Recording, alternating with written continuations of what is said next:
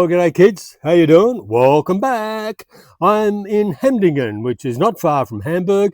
I'm in the backyard of Dirk and Carola's house. In fact, I've just finished helping Dirk take all this firewood off the trailer and stick it here in his backyard. So that was all right, bit of hard work, never hurt anyone, they say. Anyway, I came here after leaving Norway. Norway had two final surprises for me before I hopped on the ferry and went across back into Denmark. Look at this, big blue lights. You know what that signifies? A roundabout. Now, because I'm in a tunnel, I've got to make sure I take the right exit. Otter, straight up, that's where I'm going. I'm going to Otter, so I've got to take the second exit. Look, this is just amazing. Can you believe this? Inside a tunnel, underneath a mountain. A couple of guys there nearly took the wrong exit. Must be so hard to do. No, it's so easy to do, to take the wrong exit out of the tunnel. He says, hoping he's taken the right one. There you go, look at that. A roundabout inside a tunnel. Well, that is a first. Here we go. We got to the front of the queue so we can get the good shot here. Whoa, look at this. Oh, guys.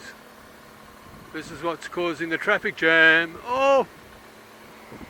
Amazing, look at it all. Look at all that. Oh, yeah, we're getting wet. Ooh. There you go. Was that worth the wait or what? We are leaving the ferry back into Denmark. I'm in a port town called Herschels. I'm going to spend a couple of days riding back through Denmark. I'm on a different island in Denmark than I was when I came up.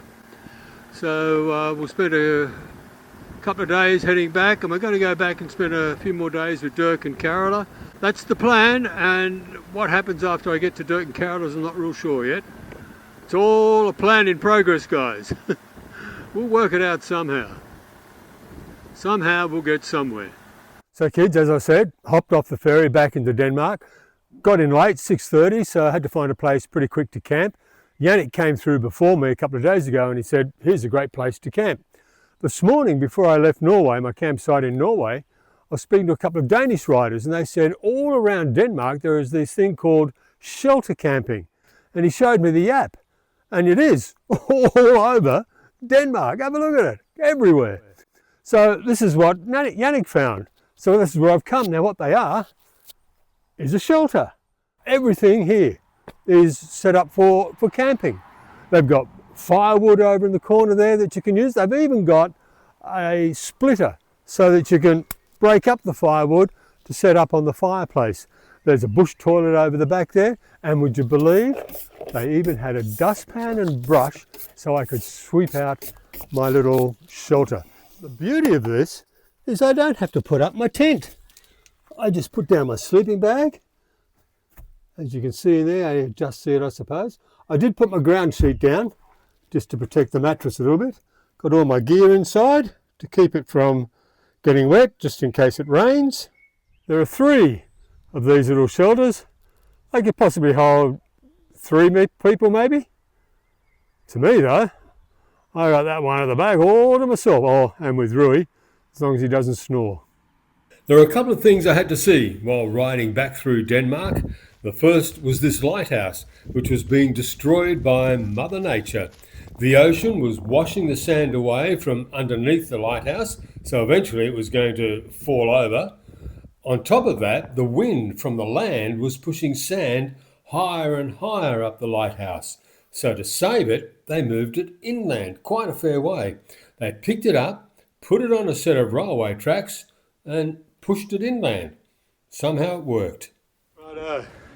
It's not the first tower that we've climbed, but I've got to say, it is probably the easiest tower we've had to climb. As we come right up onto the top, and whoa, there you go.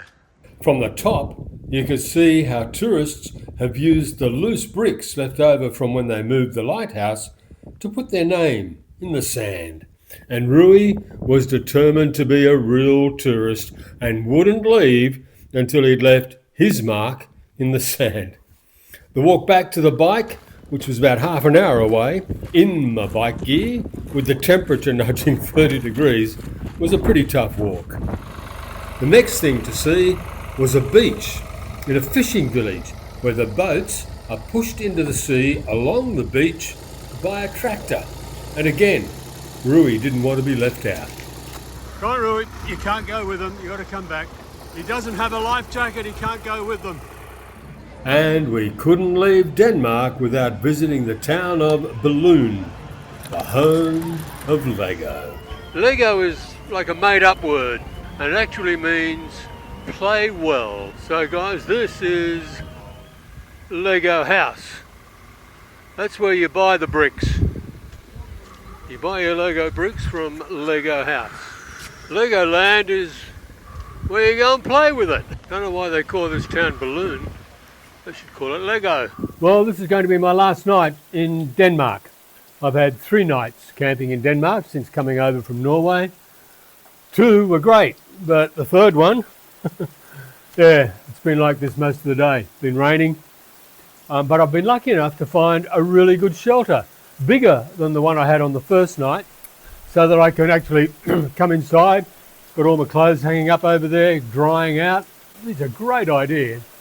Wish that I had these things in Australia. These are fantastic. So as the rain continues to fall, although not on me, staying dry. I'll see you guys again next week, eh?